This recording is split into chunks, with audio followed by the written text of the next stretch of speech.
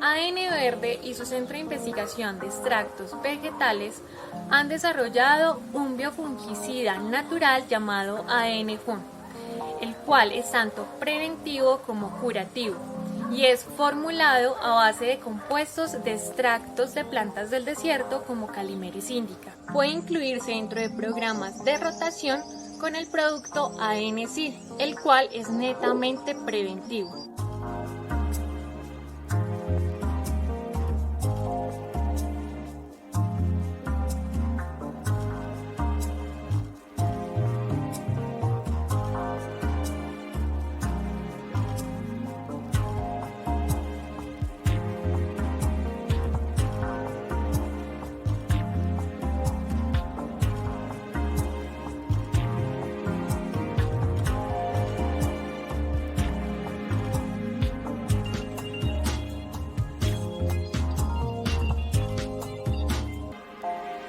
El ciclo de vida tan corto de Peronospora esparsa lo convierte en un patógeno muy agresivo. Por lo tanto, para su control se recomienda el uso de herramientas principalmente preventivas como el ADN-CLI, que es un biofungicida 100% natural altamente efectivo desarrollado por AN Verde.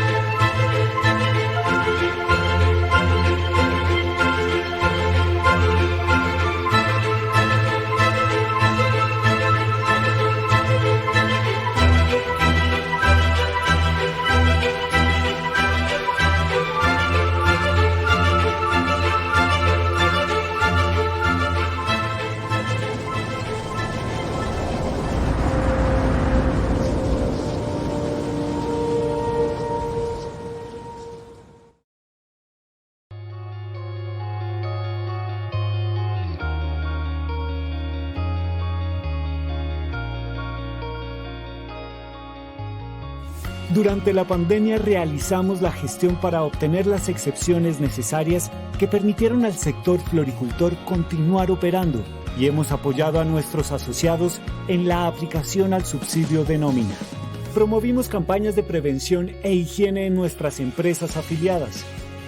Donamos 4 unidades de cuidados intensivos para Cundinamarca y Antioquia y colaboramos en la compra de una ambulancia en el Carmen de Viboral. Entregamos más de 120.000 tallos para compartir el poder emocional de las flores en estos tiempos de crisis. Azocolflores trabaja para fortalecer la floricultura sostenible en Colombia, para que nuestras flores generen bienestar y experiencias inspiradoras. La floricultura sostenible en Colombia la construimos todos juntos.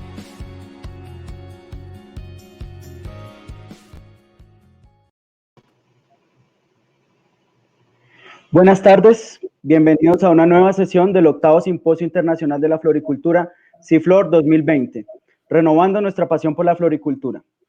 Hoy con la ponencia titulada Conceptos clave, prevención y manejo de resistencia de insectos e insecticidas. Nuestro invitado, Efraín Becerra. Él es ingeniero agrónomo con énfasis en el área de entomología, especialista en gerencia de mercadeo de la Universidad del Rosario en Bogotá. Una experiencia laboral de 34 años en compañías como Cela Merck, Bayer Crop Science, Dow Elanco, Dow AgroScience y Corteva AgriScience. Presidente de la Sociedad Colombiana de Entomología Socolén entre los años 2012 a 2018. Amplia experiencia liderando proyectos en investigación y desarrollo, así como transferencia de tecnología y biotecnología.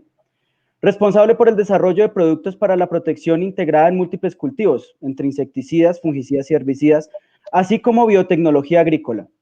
Líder en transferencia de tecnología para los países de México, Centroamérica del Caribe y la región andina. Y actualmente socio y líder de Explora Agrotecnología, una compañía de investigación y desarrollo con transferencia de tecnología, así como comunicación científica. Ahora algo del contexto de su charla. La resistencia de insectos e insecticidas confunde a las personas. Es un área donde se teme que estamos creando como un superinsecto, el cual no es afectado por productos químicos. Este no es el caso que estamos tratando. La resistencia no es ninguna inmunidad. La inmunidad como tal se desarrolla para cada individuo y la exposición y sobrevivencia de un insecto a bajas dosis del insecticida no lo hace inmune a las altas dosis más tarde. El fenómeno de resistencia sí se desarrolla para toda una población y se puede transmitir genéticamente. El segundo punto a comprender es que cada compuesto químico tiene diferente potencial para desarrollar resistencia. Y como último punto, es que tenemos herramientas para evitar que se presente la resistencia. La más fácil y accesible para todos es la rotación de insecticidas. Para esto último necesitamos reconocer que existen diferentes familias de compuestos químicos y la utilización racional de ellos alternadamente y combinando esta rotación con otras prácticas de control. Definitivamente esto es lo más recomendable a seguir. Si al final de esta charla ustedes entienden estos 3 puntos, nuestro conferencista ha dado y habrán comprendido ustedes completamente el significado del término resistencia. Antes de darle paso a su intervención, quiero recordarles que al costado derecho de su pantalla pueden encontrar el botón de interrogación, donde pueden hacer sus preguntas a lo largo de la ponencia. Asimismo, una breve encuesta en la que pueden calificar la charla y a nuestro conferencista. Sin más preámbulos, quiero darle la bienvenida a Efraín Becerra. Efraín, bienvenido a CIFLOR 2020 y la audiencia es toda suya. Muchas gracias. Voy a compartir la pantalla, entonces.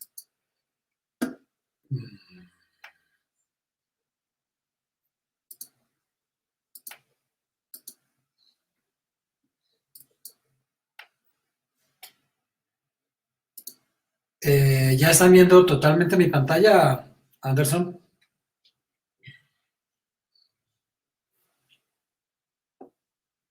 ¿Me escuchan? ¿Anderson? Sí, se ve en orden la presentación, Efraín. Estamos todo en orden. Listo, entonces, bueno, ok, gracias. Bueno, primero que todo, quiero agradecer al grupo humano de Azocolflores, de Semiflores, por haberme invitado a dictar esta conferencia, esta charla, donde la idea es discutir o presentar un poco algunos conceptos claves sobre la prevención y manejo de la resistencia de insectos a insecticidas, con el ánimo de hacer una propuesta y evitar que se generen estos fenómenos y conservar diferentes herramientas que tenemos para la represión de poblaciones de insectos plagas para el tema de hoy en cultivos de flores, que pues todos sabemos que es una explotación altamente intensiva y que requiere unos eficientes y buenos controles de estas poblaciones de artrópodos. Entonces, para iniciar la presentación, voy a discutir o voy a presentar inicialmente una situación actual, de cómo está la situación actual desde el punto de vista de manejo de resistencia, o mejor, de resistencia, definir qué es la resistencia, algunos conceptos claves, discutir temas sobre cómo se desarrolla la resistencia, cuáles son los mecanismos de resistencia, que me parece muy importante porque a veces sabemos muy bien cuáles, o conocemos o estamos familiarizados con cuáles son los modos y mecanismos de acción de los compuestos que tenemos para la represión de insectos plagas, pero no estamos familiarizados con los mecanismos de resistencia, y creo que es importante también entender esa parte. ¿Cuáles son los tipos de resistencia? La dinámica de la resistencia desde el punto de vista genético, el manejo de la resistencia, algunas propuestas sobre su manejo para finalizar. Entonces, para entrar en materia, pues todos sabemos que el control de insectos plagas es parte fundamental del manejo integrado de plagas y del manejo integrado de cultivos, y debe ser utilizado de una forma profesional, racional y sostenible. Cuando yo vi manejo integrado de plagas en la facultad, en la universidad, se consideraban el manejo integrado como prácticas de manejo cultural, control biológico, control químico, control cultural, control ecológico, etológico, bueno, diferentes, pero no se consideraba la parte sostenible. Hoy en día, dentro del manejo integrado de plagas, se ha incorporado un nuevo concepto que es el manejo racional y sostenible, como un concepto muy importante dentro del manejo integrado de plagas. Y, lógicamente, los agricultores, todos los que estamos involucrados, pues enfrentamos diversos problemas, y uno de ellos es el desarrollo de la resistencia. Entonces, la propuesta es, diseñando las estrategias adecuadas, se puede prevenir o retardar su aparición. Algunas estadísticas y algunos numeritos. En la gráfica, en la línea que están viendo ustedes ahí, se ve cómo ha evolucionado las especies que han desarrollado resistencias con base en el tiempo. Tenemos que desde 1950, esta estadística está hasta el año 2014, vemos como ya casi hay alrededor de unas 600 especies que han desarrollado fenómenos de resistencia. Y en la tabla vemos el top 20 de los artrópodos resistentes. Entonces ahí tenemos varias especies del orden Lepidoptera, del orden Hemiptera. Diptera también tenemos algunos de otra clase, como el caso de los ácaros. Bueno, ahí se puede mirar todo, pero para mirar, por ejemplo, Tetranicus urtice, que es una especie, yo diría, endémica en los cultivos de flores, ácaro tetranici, vean cómo ahí en ingredientes activos ha desarrollado resistencia a 96 ingredientes activos en 517 casos debidamente reportados. Vemos más abajo, por ejemplo, los áfidos, resistencia a 50 ingredientes activos en 281 casos. Y así podemos, miremos la última, Franquiniella occidentalis, que es una especie endémica que prácticamente en todos los cultivos de flores existe. Ha desarrollado resistencia a 30 diferentes ingredientes activos en 175 casos. Ahora, miremos estos otros números. La frecuencia de casos de resistencia por grupo químico, por estructura química. Y ahí tenemos que los organofosforados, los cuales pues lentamente han venido ya saliendo del mercado, pues son los líderes en el desarrollo de fenómenos de resistencia con 3.357 casos. Lo siguen los piretroides y el DDT. Bueno, el DDT ya está fuera del mercado, por lo menos en la represión de plagas a nivel agrícola. Organoclorados que también ya están fuera, pero carbamatos, y miren los neonicotinoides, y ahí tenemos algunos otros. Aquí yo muestro el Bacillus thuringiensis, 77 casos.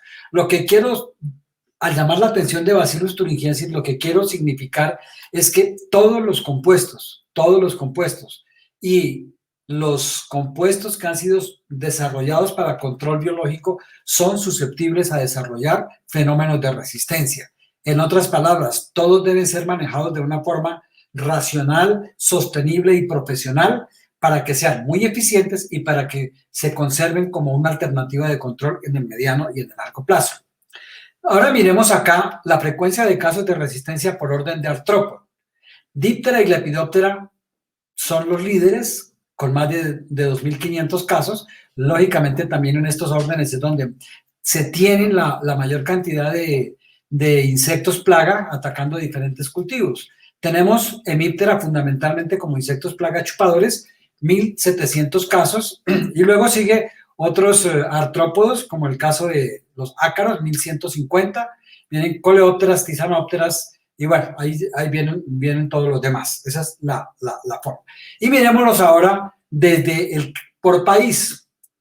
Lógicamente, bueno, la Unión Europea, en esta estadística que yo encontré, colocan en Unión Europea como 3.520 casos frente a los Estados Unidos, 2.621.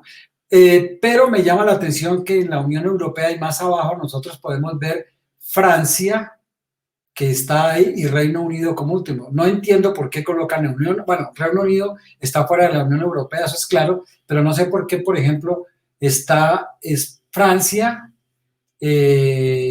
República Checa, Grecia. Bueno, no entiendo por qué hacen esa diferenciación, pero así está la información que saca. Esto realmente es hecho por Irak, pero que está liderado mucho por una universidad, creo que es la Universidad de Massachusetts. Entonces, acá tenemos el otro tema para llamar la atención aquí vemos Colombia. Colombia está acá con 195 casos. Y vemos Brasil aquí con 534 casos, vemos México con 282. A mí lo que me llama la atención es que para el caso de Colombia tenemos casi 200 casos, muy similar o un poco más abajo de México y bueno, siendo la mitad de Brasil. Los tamaños de agricultura de Brasil, de México y de Colombia son diferentes. No entiendo por qué Colombia se han desarrollado tantos casos de resistencia cuando el tamaño de nuestra agricultura no es tan grande, no es tan grande. Yo creo que esto es un punto de reflexión para saber que alguna cosa no estamos haciendo bien y que tenemos que mirar qué no estamos haciendo bien para evitar que se estén desarrollando ese número de casos de resistencia en Colombia. Bueno, algunos conceptos claves. Esta es una pregunta que en muchas de mis conferencias yo siempre hago. ¿Qué es resistencia? Y me encuentro que no es tan fácil definir. Para las personas que están viendo esta presentación, que nos están escuchando, yo quisiera que se hicieran esa pregunta. ¿Qué entienden por resistencia? ¿Sí? ¿Qué es resistencia? ¿Es igual a inmunidad? ¿Es diferente? ¿Por qué es diferente si es diferente? ¿Es genética? ¿No es genética? Entonces vamos a entrar a aclarar un poquito esos conceptos. Resistencia es la pérdida de susceptibilidad de una población debido a un mecanismo de control genético. Es una definición simple, sencilla, y que tiene 3 conceptos fundamentales. Es la pérdida de susceptibilidad. ¿De qué? De una población. ¿Debido a qué? A un mecanismo de control genético. Esta es un poco más completa, es la que trae Irak. Ustedes la pueden encontrar en la página de Irak. Y dice que es un cambio heredable en la susceptibilidad de una población de una plaga que se refleja en repetidas fallas de control de un producto o tecnología para alcanzar los niveles de control esperados. Esta es un poco más explícita, incorpora más conceptos, tecnología. Entonces, lo que yo quiero llamar acá es que cuando hablamos de resistencia, hablamos de una característica que define a una población. ¿Es susceptible, es tolerante o es resistente? ¿Debido a qué? A un mecanismo de control genético. Y estamos hablando de poblaciones. Esos 3 conceptos son fundamentales entenderlos, que es la pérdida de susceptibilidad en poblaciones. Hablamos de una característica de una población y que la resistencia tiene todo que ver con la genética, porque es heredable, se transfiere de generación en generación. Entonces, resistencia versus inmunidad. ¿Qué es resistencia? ¿Qué es inmunidad? Resistencia, se nace con el gen de resistencia. Lo que quiero decir acá es que la resistencia, o quien es responsable de la resistencia, es un gen que va en la codificación genética de la especie que la esté desarrollando. Se desarrolla en la población. Es una característica que define a una población y es hereditaria. ¿Cuál es la diferencia con inmunidad? La inmunidad se adquiere, se desarrolla en el individuo y no es heredable. Un ejemplo de esos de ejemplo es, por ejemplo, la resistencia que se desarrolla a los pesticidas, la resistencia que se desarrolla a las proteínas BT. La inmunidad, esa es la que uno adquiere, por ejemplo, cuando a uno lo vacunan contra algún tipo de enfermedad. Hoy en día está muy de moda, la humanidad está esperando el desarrollo de una vacuna para el COVID-19. Entonces, eso, cuando a uno le colocan la vacuna, no lo vuelven, no tiene nada que ver con genética. En otras palabras, mis hijos tendrán que ser vacunados, porque yo no puedo transferirles a ellos. Esa es una característica que es heredada. Entonces, para diferenciar, la resistencia es genética y la inmunidad se adquiere. La resistencia es heredable, la inmunidad no es heredable. Otro concepto que es importante tener en cuenta es qué es presión de selección. Y acá también está definido. Cuando generación tras generación de una población de un artrópodo, de un insecto plaga, de un ácaro, aplicamos el mismo pesticida o la misma tecnología, en el caso de tecnología nos referimos, por ejemplo, a las proteínas, a los threads que son incorporados en los materiales transgénicos, eliminando la mayoría de los individuos susceptibles, dando como resultado la sobrevivencia de los más aptos y o tolerantes y o resistentes. Entonces eliminamos aquellos individuos que tienen los genes de susceptibilidad y sobreviven aquellos que tienen los genes de resistencia. Y entonces la frecuencia en una población va cambiando y una población puede volverse susceptible, ir a tolerante y a resistente, que vamos a ver más adelante. Y aquí está un poco explicado didácticamente cómo se desarrolla la resistencia. Aquí tenemos esta población de 20 áfidos y vemos que los dos que tienen la R tienen el gen de resistencia. Hacemos la aplicación, sobreviven estos 5, 3 por migración o por refugio y 2 porque tienen el gen de resistencia. Ellos se entrecruzan y obtenemos la F1 y ya en la siguiente F1 ya podemos ver que ya no son 2 sino son 4 los que tienen el gen de resistencia. Entonces de una relación de 18-2 pasamos a una de 15-5. Si volvemos y aplicamos sobre esta población, ¿sí? Y ya nos van a sobrevivir, no los 5 anteriores, nos van a sobrevivir en este caso 8, perdón, aquí 8, 2, 4, sí, 8, ¿sí? Entonces, nos sobreviven los 4 resistentes y los 3 por migración y refugio. Y así sucesivamente continuamos haciendo presión de selección y entonces la relación pasa a ser de 9 a 11. En otras palabras, estamos cambiando la proporción de individuos con el gen de resistencia que inicialmente era muy baja, la estamos llevando a un nivel medio y luego a un nivel elevado. Estamos pasando de 15-5 a 9-11. Esta es otra forma de ver. Aquí tenemos 9 generaciones de una población a la cual le aplicamos el mismo concepto, el mismo producto, perdón, el mismo compuesto a la misma dosis. Entonces, el nivel de resistencia es visto como un incremento de la frecuencia de individuos resistentes en la población. Entonces hacemos la aplicación y en la siguiente generación se incrementa la frecuencia de los individuos con el gen de resistencia. Vuelvo y aplico, vuelve y se incrementa. Vuelvo y aplico y vuelve y se incrementa. Estoy haciendo la aplicación del mismo compuesto a la misma dosis. Y así sucesivamente voy haciendo presión de selección hasta que voy llevando el nivel de resistencia a unos niveles muy altos donde ya el compuesto a esa dosis no funciona. Entonces, para mirar cuáles son los mecanismos de resistencia, cómo es que las poblaciones desarrollan mecanismos de resistencia, vamos a mirar un poco acá el tema de la genética de la resistencia. Decíamos que para el entendimiento de la resistencia tenemos que entender la genética de la resistencia, porque es clave para su buen manejo. Es importante entenderlo.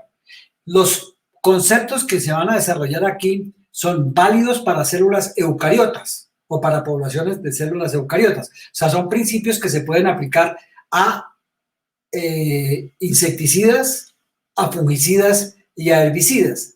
No servirían para células procariotas, porque las células procariotas, como el caso de las bacterias, tienen otros parámetros, otras consideraciones, como por ejemplo que ellas no tienen un núcleo y que la información genética está en el citoplasma. Entonces, y son, digámoslo, células mucho más primitivas que una célula eucariota que tiene núcleo. Entonces, insisto, los conceptos que vamos a ver aplican para aquellas poblaciones que tienen células eucariotas. Las células procariotas tienen otros principios que no vamos a tocar en esta charla, pero que esto no aplica para las bacterias, pero se aplica para hongos, para malezas y para insectos plagas. Entonces, factores genéticos son aquellos controlados por genes específicos en las poblaciones de insectos plagas y que son responsables de los mecanismos bioquímicos que generan la resistencia. Entonces, ¿cuáles son esos mecanismos? Esos mecanismos, como estábamos mirando anteriormente, tienen unas bases genéticas. Conocer esas bases genéticas es importante para que podamos entender la evolución de la resistencia y desarrollar estrategias que sean adecuadas. Entonces, uno es cambios en la producción de proteínas, en la duplicación génica o en la regulación. Entonces hay duplicación de genes, cambios en la regulación de los mismos que afectan a las enzimas detoxificadoras que confieren la resistencia, lo que se ha llamado últimamente el silenciamiento genético, el prendido o apagado de ciertos genes que puede ocasionar la metabolización del insecticida. Y mutaciones. Aquí las mutaciones son importantes, especialmente mucho más importantes en fungicidas, diría yo, que en insecticidas, pero en ambos son responsables de resistencia. Son sustituciones, deleciones o inserción de un nucleótido en un gen que codifica para la proteína diana del insecticida. Una mutación se puede presentar cuando se aplica un compuesto, pero si yo desarrollo una estrategia adecuada, yo puedo eliminar esa mutación de las siguientes generaciones. Pero si se genera esa mutación y yo a esa población le hago presión de selección con el mismo compuesto a la misma dosis, lo que estoy haciendo es que esa mutación o ese cambio en la codificación genética se empiece a expresar en mayor frecuencia en las poblaciones que vienen más adelante. Y por lo tanto estoy llevando una población de susceptible a resistente. Lo que quiero decir es que una mutación puede generar el cambio en la codificación genética de la población. Pero si yo no hago presión de selección, puedo eliminar esa mutación de la población. Pero si yo hago presión de selección, eso se va a disparar y es cuando ya vienen los problemas de resistencia. Entonces, tenemos que estos genes pueden desarrollar 4 tipos de resistencia o 4 mecanismos de resistencia. ¿Cuáles son esas? Resistencia por comportamiento evasivo. Entonces lo que se dice es que las poblaciones que tienen este tipo de resistencia tienden a esquivar o tienden a evitar las áreas donde está presente el compuesto que las va a controlar. Es como un efecto de repelencia, que donde está el compuesto, la plaga trata los individuos tratan de esquivar esa área. Resistencia a la penetración. Entonces aquí viene lo que es la penetración reducida. El exoesqueleto del insecto se vuelve impermeable a la penetración del compuesto y, por ejemplo, si es un neurotóxico y no puede penetrar, pues no genera el efecto letal. O si logra penetrar, hay una rápida eliminación del compuesto por la vía excretora, rápidamente lo elimina. O lo otro es que lo almacena en cuerpos grasos que están presentes en el exoesqueleto o en la epidermis del insecto. Entonces ahí lo va a atrapar el compuesto en esos cuerpos grasos, evitando que funcione. Y resistencia de tipo metabólico. Aquí lo que actúan son sistemas enzimáticos, pueden ser oxidasas o esterasas, que lo que hacen es que toman la molécula y la degradan a compuestos que no o le hacen perder su capacidad como compuesto insecticida, fungicida o herbicida. En este caso, insecticida, que es para lo que estamos hablando acá. Entonces, es lo que se llama el metabolismo aumentado por sistemas enzimáticos que pueden ser oxidasas o esterasas. Y resistencia al sitio objetivo, o sea, insensibilidad del sitio objetivo, que fundamentalmente este tipo de resistencia afecta mucho a los neurotóxicos. Para eso quiero mencionarles que los neurotóxicos son alrededor del 90% de la oferta global de compuestos para la represión de insectos plaga. El 90% son neurotóxicos. Entonces, si el sistema nervioso central o donde el sitio en donde va a trabajar alguno de estos compuestos en el sistema nervioso pierde la sensibilidad a la presencia del compuesto, pues no hay el control. Entonces, estos son los 4 mecanismos de resistencia que están descritos, investigados actualmente y por los cuales los genes que confieren la resistencia decodifican en alguno de estos 4 mecanismos. Ahora, me tomé el trabajo de hacer una revisión de los compuestos más comunes para la represión de insectos plaga, qué mecanismos de resistencia son los que los degradan. Entonces acá tenemos, por ejemplo, miren los organofosforados. Tiene resistencia metabólica e insensibilidad al sitio de acción. Pueden presentar cualquiera de esas 2 resistencias. Metabólica por carboxilesterasas o por oxidasas y insensibilidad al sitio de acción. Todos sabemos que los organofosforados y los carbamatos pues inhiben la síntesis de la enzima acetilcolinesterasa al momento de la transmisión del impulso eléctrico, de la transferencia de la información en el sistema nervioso. Piretroides es un tema que es más complejo, porque los piretroides pueden desarrollar cualquiera de los 4 mecanismos de resistencia. Acuérdense que los piretroides trabajan fundamentalmente por contacto. Entonces, si hay resistencia al comportamiento, si hay resistencia a la penetración, o si logra penetrar, y mire que es el grupo más complejo, pues lógicamente son compuestos que realmente tienen mayor potencial a desarrollar fenómenos de resistencia. ¿Por qué los piretroides se utilizan tanto? Porque son compuestos mucho más económicos que muchos otros compuestos, pero realmente son los que mayor potencial tienen a desarrollar fenómenos de resistencia. Miramos aquí neonicotinoides y reguladores de crecimiento, los degradan algunos sistemas de enzimas, especialmente monooxigenasas. Abamectinas y bilmemectinas tienen 2 mecanismos de resistencia, penetración reducida y disminución en número de receptores, ¿sí? Y digamos que aquí tenemos Bacillus thuringiensis. ¿Cuál es el mecanismo de resistencia de estos grupos de productos? Fundamentalmente la resistencia es porque estos productos trabajan como tóxicos gástricos y hay un cristal o una proteína que se une a unos receptores en el intestino medio, y entonces esos receptores son alterados o se disminuye el número de receptores. Entonces, o se alteran, se cambian. Eso es como cuando una llave entra para abrir una cerradura. Entonces, si la cerradura se cambia un poco, pues la llave no va a funcionar, por lo tanto no funciona. Entonces aquí, cuando llega el cristal o la proteína a trabajar en esos receptores, pues el receptor está alterado o hay un menor número de receptores y por lo tanto se generan fenómenos de resistencia. Entonces, también acá en este caso vamos a mirar qué es resistencia simple, qué es resistencia cruzada y qué es resistencia múltiple. Y para eso tenemos también este cuadro. Vamos a mirarlo más adelante, pero quiero que se lleven en mente este cuadro para la siguiente explicación.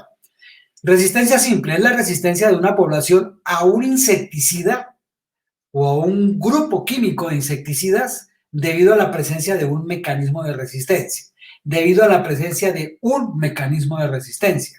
Entonces, resistencia simple, me regreso acá, es como, por ejemplo, el caso de los disruptores de la energía, que son los que están acá, que ellos desarrollan una resistencia de tipo metabólico, monooxigenasas.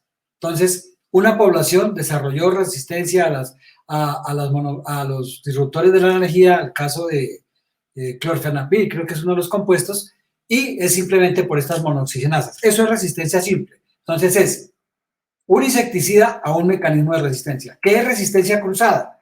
Es la resistencia de una población a varios grupos de insecticidas debido a la presencia de un mecanismo de resistencia. Entonces, volviendo al cuadro anterior, es, por ejemplo, el caso de organofosforados, carbamatos y piretroides, que ellos pueden desarrollar insensibilidad al sitio de acción. El caso, por ejemplo, de organofosforados y carbamatos, ¿sí? Insensibilidad al sitio de acción lo puede defender de organofosforados, de carbamatos, ¿sí? O sea, un mecanismo de resistencia lo defiende de varios grupos químicos. Y resistencia múltiple es la resistencia de una población a varios grupos de insecticidas debido a la presencia de varios mecanismos de resistencia. ¿En qué caso se puede dar la resistencia múltiple?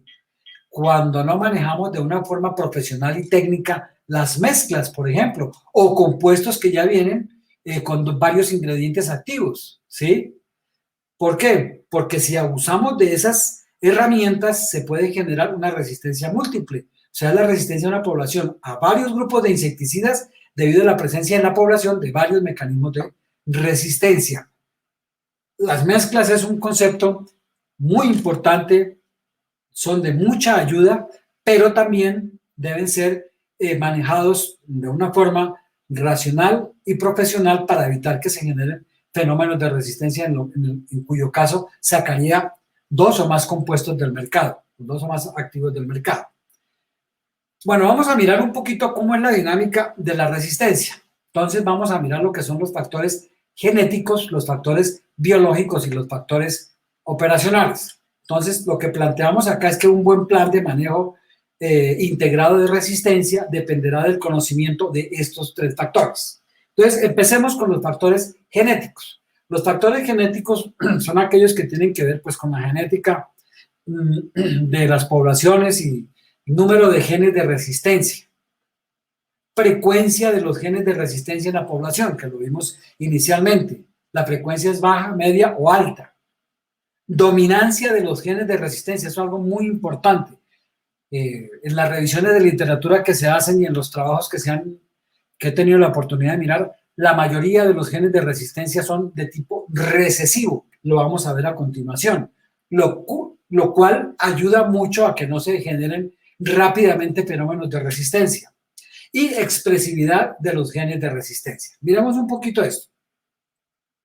Entonces, bueno, y aquí están los factores biológicos, que son duración de la generación de las poblaciones que estamos tratando, cantidad de descendientes por generación, o sea, a mayor número de descendientes por generación, mayor probabilidad de generar resistencia. En la duración de la generación, aquellas poblaciones de insectos plagas que tienen ciclos de vida demasiado cortos, mayor probabilidad de generar resistencia. Monofagia y polifagia. Monofagia es aquellos insectos plaga que tienen muy pocos hospederos alternos y que están presentes en cultivos, pues allí siempre van a ser atacados con compuestos para su control, por lo tanto tienen mayor probabilidad de desarrollar resistencia. Aquellos que son polífagos, ¿sí? Pues digamos que tienen la capacidad de tolerar mejor el ataque de compuestos. El caso, por ejemplo, de poblaciones como de Spodoptera, por mencionar algo, o de estos lepidópteros de la familia Noctuidae, que tienen muchos hospederos alternos. Entonces, y que consumen muchas áreas, pues son compuestos que, o mejor, cuando son atacados en los cultivos, hay poblaciones que migran a los cultivos y traen como individuos con genes de susceptibilidad y por lo tanto no son fáciles de que desarrollen fenómenos de resistencia, ¿sí? La presencia de refugios. Si Hay poblaciones que se sobreviven a la aplicación no porque tengan el gen de resistencia, sino porque donde están no les cayó el producto, pues aquellos tienen genes de susceptibilidad que van a diluir los genes de resistencia en la población. Y la movilidad y dispersión. Una plaga entre mayor movilidad y mayor dispersión tiene menor probabilidad de desarrollar fenómenos de resistencia. Y factores operacionales que ya nos competen a nosotros. Naturaleza del insecticida, qué tipo de insecticida es el que estamos utilizando, si es un organofosforado, un carbamato, un piretroide, un neonicotinoide, una sulfoxamida, un disruptor de la energía.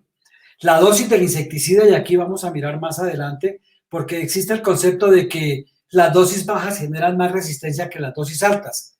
No, entre más tenga yo que utilizar el compuesto a una dosis mayor y a una mayor frecuencia, mayor probabilidad de desarrollar resistencia.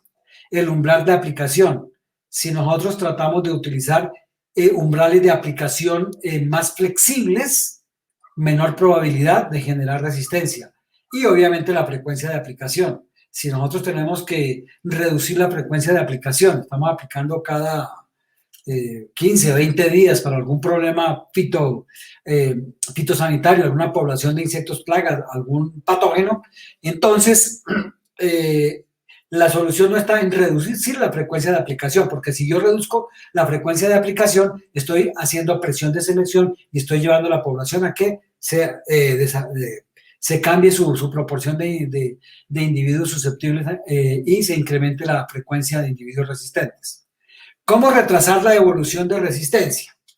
La mejor forma de retrasar la evolución de resistencia es minimizar la selección de individuos resistentes, es decir, reduciendo la presión de selección. Reducir la presión de selección. ¿Cómo se reduce la presión de selección? Cambiando los compuestos, incrementando las frecuencias de aplicación, o sea, espaciando las frecuencias de aplicación, no elevando arbitrariamente las dosis, ¿sí? Entonces, monitoreo. Permite conocer la incidencia y severidad del ataque. Es tomar decisiones con base en información, no hacer aplicaciones tipo calendario, sino hacer un manejo totalmente técnico. Afortunadamente, en los cultivos de flores hay muchísimo conocimiento y muchísimo desarrollo de diferentes formas de monitorear las poblaciones de insectos plagas y en qué momento se deben hacer las aplicaciones de las diferentes herramientas que se tienen. Optimización del uso de insecticidas. Si nosotros vemos que hay diferentes maneras de controlar los insectos plagas, utilizando otras herramientas diferentes al uso del compuesto, pues empleémoslas y utilicemos el compuesto para aquellas situaciones en donde realmente se requiere. Y si tenemos varios compuestos, pues lógicamente desarrollamos estrategias de rotación que vamos a ver más adelante, cuáles son los parámetros para desarrollar buenas estrategias de rotación de insecticidas para que se pueda controlar los insectos plagas a un alto nivel, pero se preserve la eficacia de estas herramientas. Realizar solo las aplicaciones necesarias, no aplicar cuando no es realmente necesario. Diversificar los métodos de control químico, cultural, biológico y o genético. O sea, hacer un verdadero manejo integrado del cultivo o manejo integrado de plagas. Tratamientos precisos y eficaces, momentos y dosis de aplicación adecuados. Conservar los enemigos naturales, implementar el uso ya sea de entomopatógenos, ya sea de parásitos, de predadores, de estas herramientas que en flores han tenido un desarrollo bien importante para el control. Reducción de la presión de selección. ¿Eso qué significa?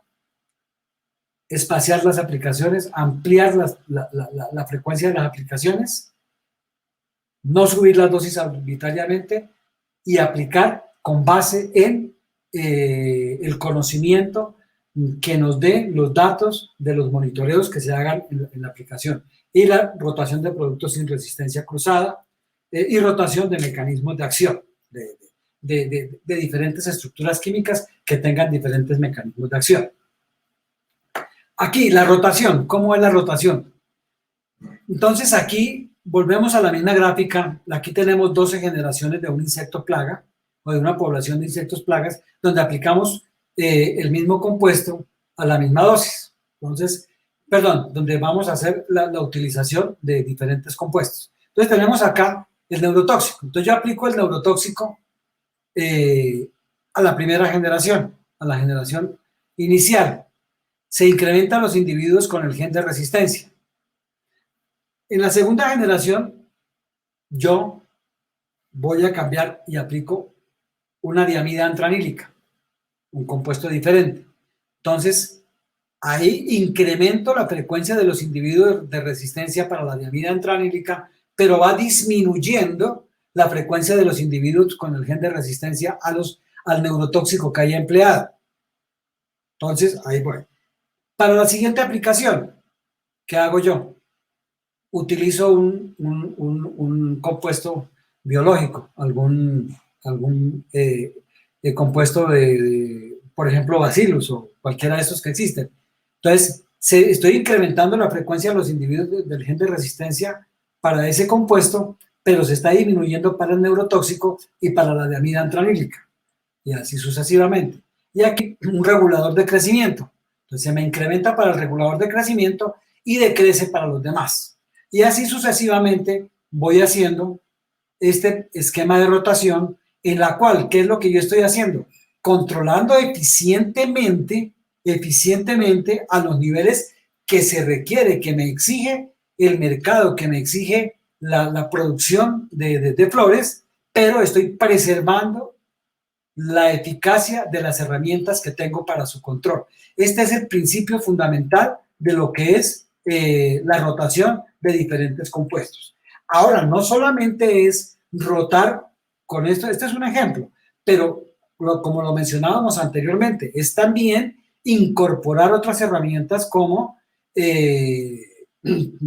prácticas culturales. Por colocar un ejemplo, en flores para el control de minador se utiliza el aspirado para la captura de adultos. Esa es una muy buena práctica que está ayudando a bajar la presión de selección a los compuestos. O sea, es hacer todo un manejo integrado donde se tengan en cuenta estos conceptos de lo que es la rotación de los diferentes compuestos. IRAC, pues aquí tiene toda toda la información. Ustedes pueden entrar a la página de IRAC y pueden ver todos estos principios, recomendaciones. Realmente hay información muy, muy importante. Por ejemplo, para el caso de Tranquinella occidentalis, para el caso de los ácaros, que son poblaciones endémicas en algunos cultivos de flores, para el caso de algunos defoliadores. Ahí están todos, están considerados, cómo están agrupados y se pueden tomar como punto de referencia para hacer buenos manejos de resistencia. ¿Cuáles son las estrategias entonces para un buen control de insectos plagas? Moderación. ¿Qué plantea esta estrategia de moderación? Que los genes de susceptibilidad pues son un recurso valioso que debe conservarse al mismo tiempo que se tiene un control económico. Entonces, esa es como la base en la cual los técnicos deben moverse. Es cómo controlo yo al máximo nivel, pero preservando los genes de susceptibilidad en la población. Entonces, uso de dosis que no eliminen todos los individuos susceptibles. Mi recomendación es utilizar la dosis mínima eficiente que recomiende la compañía productora del insumo, ¿sí? ¿Por qué? Porque ahí está el nivel de control que yo espero, pero estoy tratando de preservar los individuos con SS, con los genes de susceptibilidad. Umbrales de densidad altos para iniciar las aplicaciones. No aplicar con la presencia del primero o el segundo o con muy, muy, muy baja presencia de poblaciones, porque lógicamente ahí se está haciendo una presión de selección mucho más agresiva. Aplicaciones poco frecuentes, es rotación con otras alternativas. Aplicaciones localizadas, si yo dentro de un bloque, yo identifico que hay este número de camas o este número de naves que tienen un problema específico, pues yo trato ese número de naves o ese punto caliente, llamémoslo así, para evitar tener que hacer una aplicación en todo el bloque. Eso ayuda mucho desde el punto de vista de manejo de prevenir que se desarrolle resistencia y también ayuda mucho desde el punto de vista de los recursos económicos. Dejar algunas generaciones sin tratar con esa herramienta o con ese compuesto, ¿sí? Y viene lo que se llaman las aplicaciones en bloque. Ese es un punto bien importante a tener en cuenta. Yo debo cambiar o rotar la herramienta, el compuesto, de generación en generación, no necesariamente de aplicación en aplicación. Cuando uno conoce la dinámica de las poblaciones de insectos plagas en los cultivos, uno puede ver que hay picos. Entonces dice, ahorita se me está disparando la población de Franquiniella occidentalis. Sí, y uno conoce que se está disparando. Entonces, ese es como que tengo una generación presente en el cultivo, entonces yo trato esa generación y puedo hacer aplicaciones esta semana y la semana entrante con un compuesto.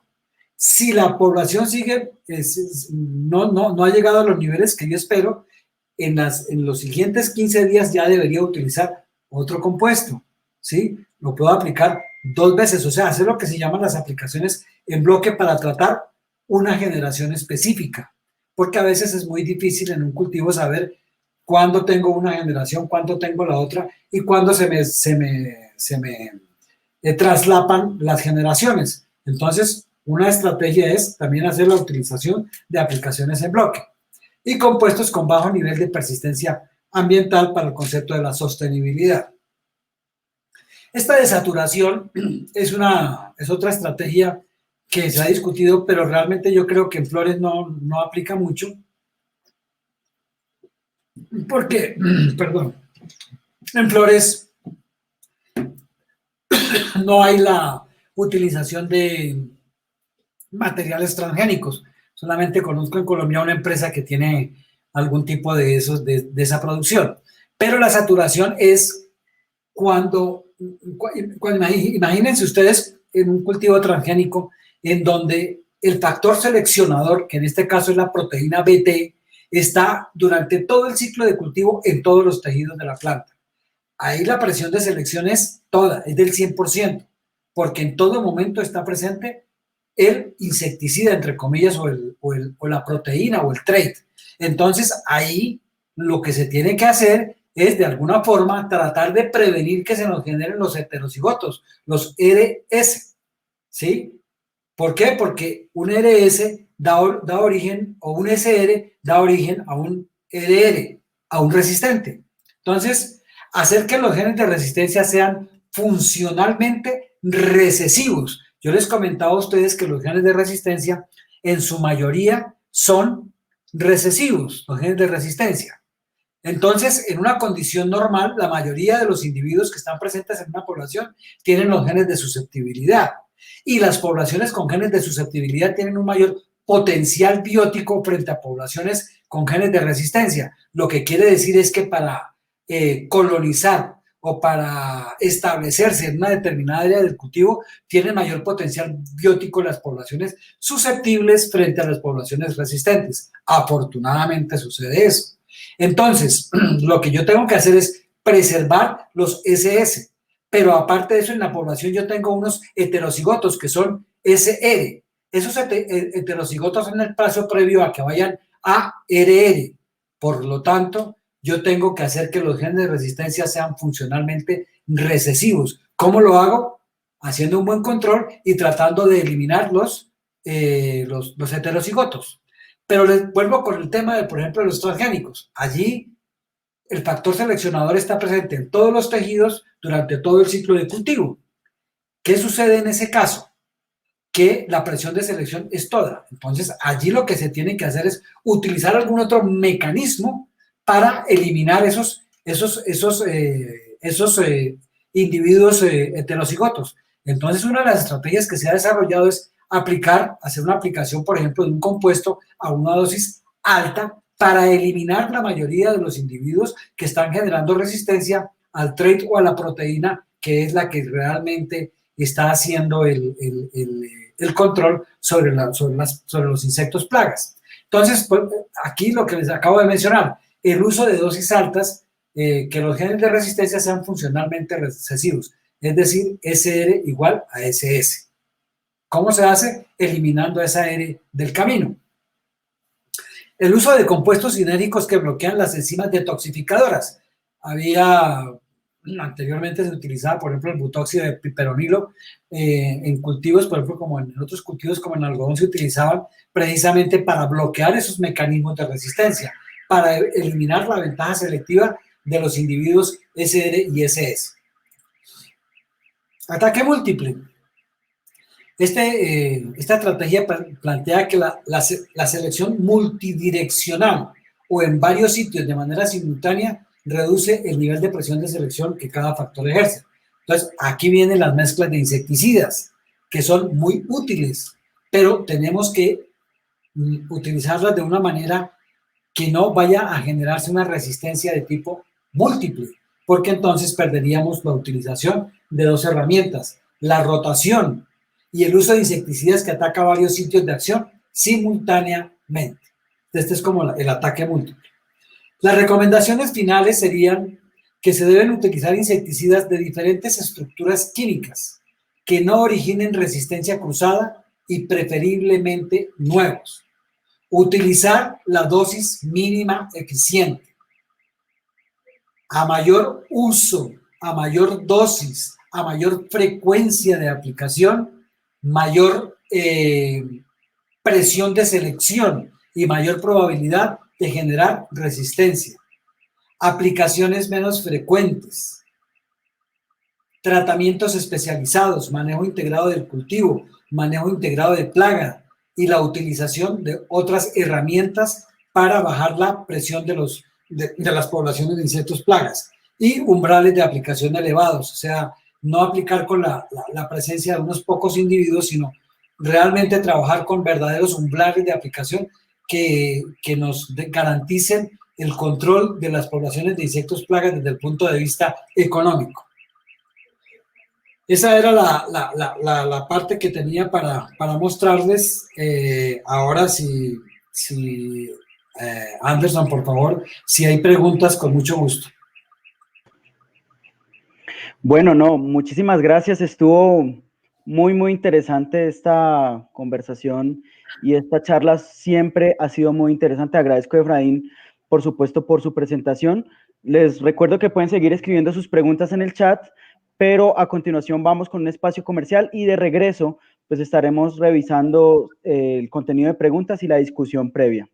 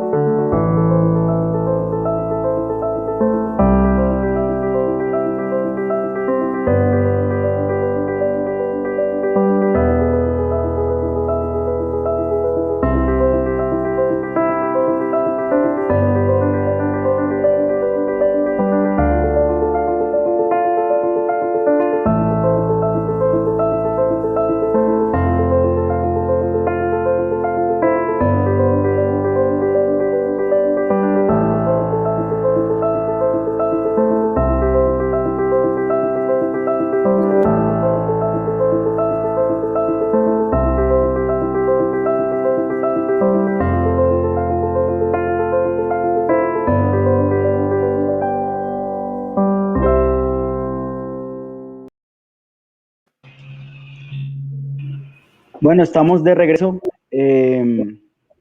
para responder y atender preguntas y generar, por supuesto, un espacio de discusión. Efraín, Okay. en el chat de momento de nuestros internautas no veo ninguna pregunta, pero nosotros sí hemos preparado un panel de discusión bastante interesante, dado pues la importancia del tema. Y la primera fase de la discusión que quisiera poner sobre la mesa es ¿qué opinión le merece los fenómenos de variabilidad climática? Que pues es algo que se viene tocando en este momento, ¿cierto? Y que va a estar relacionado con la resistencia. ¿Cómo y qué tanto afecta esa variabilidad climática actual en los fenómenos de resistencia? ¿Se va a poner más grave el asunto? ¿Se va a poner más leve? ¿Cómo afecta la variabilidad climática a los fenómenos de resistencia? Yo creo que es un tema muy importante y voy a colocar un ejemplo. Nosotros correlacionamos la presencia de insectos plagas en los cultivos de flores en los invernaderos con base en las condiciones ambientales. Me explico. Por ejemplo, Franquinella occidentalis se tiene el conocimiento de que cuando a comienzos de año, por ejemplo, que las temperaturas bajan mucho, que la humedad relativa baja demasiado, meses como noviembre, diciembre, enero, que hay presencia de heladas, las poblaciones de trips tienden a incrementarse en esas condiciones, tienden a incrementarse en muchas áreas, por ejemplo, todos sabemos que Franquinella occidentalis es una especie endémica que se encuentra no solo en los invernaderos, sino en muchas especies que están alrededor de los invernaderos. Entonces, estas especies van a migrar a los invernaderos y, lógicamente, hay una mayor incidencia, una mayor presencia de estas plagas en los cultivos.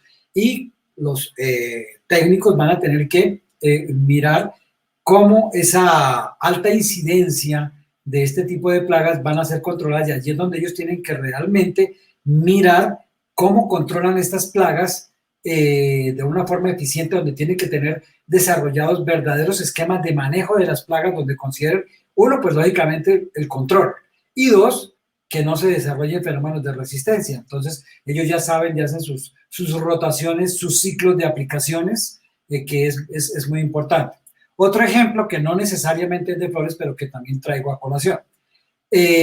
Uno de los patógenos que más ha desarrollado fenómenos de resistencia, que es más crítico y que quien quiera aprender de resistencia debería por lo menos evaluar y analizar, es la presencia de algunos patógenos. Y me refiero, por ejemplo, al caso de Mycostariola piñensis, la cigatoca negra. Entonces vemos como en Costa Rica, que hay altísimas precipitaciones, son niveles muy altos de precipitaciones. Allí tienen que hacer 50 ciclos de aplicaciones al año y tienen 4 o 5 diferentes alternativas para su control. Si yo tengo que aplicar 52 veces en un año y tengo 4 herramientas, pues es muy difícil realmente mirar cómo le preservo la salud. Y para eso ellos son magos en hacer ese tipo de cosas. Y entonces utilizan protectantes, con curativos, con sistémicos. Bueno, Colombia tiene alrededor de en la zona de Urabá, alrededor de unas 30 aplicaciones, 35 aplicaciones, porque el régimen de precipitaciones es menor que el que tiene Centroamérica. Y Ecuador tiene alrededor de unas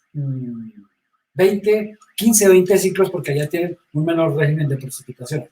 Lo que quiero decir es, indudablemente, que los factores ambientales son fundamentales en la presencia de insectos, de poblaciones de insectos plagas y de patógenos en los cultivos. Y eso no se escapa al cultivo de flores. Así los cultivos de flores estén dentro de invernaderos y estén controladas algunas de las condiciones, porque realmente los cultivos de flores en la sabana de Bogotá o en Antioquia no están en verdaderos invernaderos, sino en casas de plástico, llamémoslo así, donde controlar muchos de los factores ambientales no es tan fácil como se tiene en un invernadero realmente de vidrio y con todos los elementos para realmente regular condiciones ideales. Por ejemplo, si se presentan heladas en la sabana de Bogotá, pues los cultivos de flores se van a ver afectados. Hay digamos, se protegen un poquito más, pero no se protegen de las heladas. O sea, si las temperaturas caen a -5, -10 grados, pues lógicamente se van a ver afectados. Entonces, Y no solamente los cultivos, sino también las poblaciones de insectos plagas. En algunas ocasiones se incrementan, en otras decrecen. Por ejemplo, cuando hay altas precipitaciones, las poblaciones decrecen. Todo eso está correlacionado con fenómenos de cambio climático. O sea, con los fenómenos de que se está incrementando 1 o 2 grados la temperatura, está influenciando en las poblaciones de insectos plaga. Yo tuve la oportunidad de visitar, por ejemplo, a más de 4.000 metros, me fui a ver una situación de unas plagas que están atacando frailejones, y uno pensaría que a 4.500 metros, pues, ¿qué plagas va a haber? Habían ataques muy fuertes de insectos plagas allá, que hace algunos años no se reportaban. ¿Y qué está pensando? Se está incrementando la temperatura de esos sitios. Por eso es que también se están perdiendo los glaciares. Y ahí detrás viene la presencia de patógenos y de insectos plaga. Entonces yo creo que con el cambio climático lo que se puede esperar es que cada vez los patógenos y los insectos, las poblaciones de insectos plagas tengan un mayor nivel de agresividad en los cultivos. Efraín, respecto a esto último que usted comenta, ¿qué consideración hay con el tema del desplazamiento de especies? Como usted comenta, hay ciertas especies que vienen desplazándose, ¿cierto?, por los cambios de temperatura. Y en el caso de trips, por ejemplo, se habla de un complejo de especies, no solo Franquinella occidentalis, está Franquinella panamensis, en algún trips tabasi, por ejemplo, como migraciones locales de otros cultivos, y un problema muy grave, muy serio, que es trips palmi. ¿Cómo juega y qué papel tenemos nosotros y qué escenario tenemos en el manejo de las resistencias, teniendo en cuenta que es un complejo de especies lo que empezamos a tener allí? Para mí el primer paso es realmente saber qué especies tengo en mi cultivo.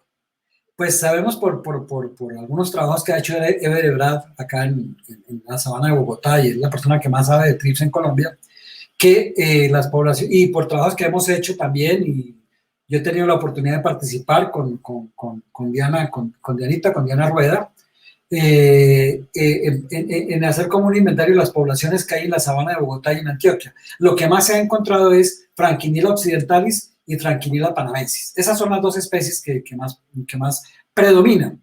Y en Antioquia se dice que hay trips palmi, ¿sí? Trips palmi ya atacando. Ahora, es importante saberlo por qué. Porque la dosis y los compuestos que se utilizan para su represión son diferentes dependiendo de la especie que se esté manejando. Por ejemplo, si yo utilizo una dosis X para Franquinella occidentalis, no les extrañe que para trips palmi la dosis sea 3 o 4X. Y si yo utilizo la dosis X que utilizo para Franquinella occidentalis, porque pienso que mi población es de Franquinella occidentalis, pero es de trips palmi, pues o tengo una falla de control o estoy cometiendo un error, porque realmente no estoy controlando a los niveles que se requiere y estoy aplicando un producto subdosificado.